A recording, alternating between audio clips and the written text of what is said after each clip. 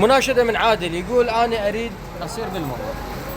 تعبت، ناشدت قناة الشرقية، قناة دجلة، فلان سيد فلان، شيخ فلان، عميد فلان. يقول اليوم أنا أملي برجال، قالوا لي هذا الرجال هو اللي راح يعينك بالمرور.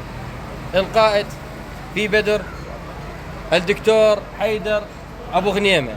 دكتور حيدر، هذا المناشدة أو هذا النداء إلك من عادل، شو تقول له؟ والله هو بالإنسانية وهو بالغيرة، ما يقصر. يعني تقول له أنا أريد توصل صوتي؟ اي والله اريد اوصل صوت لمعالي وزير الداخليه. دكتور حيدر، تحياتنا لك، انت تعرفني كل زين، انا ابو رفل اللي نحكيها.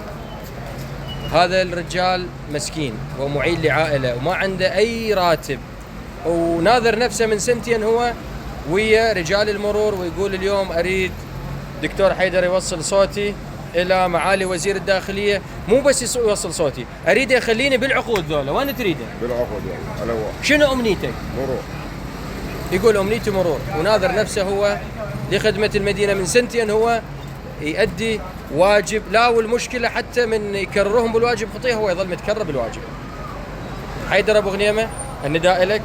وأني أول مرة يعني أطرق اسمك وأناشد دكتور حيدر، خلي نشوف.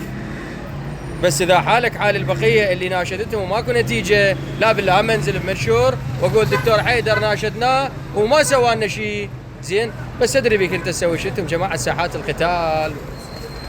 هذه بسيطة، هذه شربة شاي بالنسبة لكم. تحياتنا دكتور.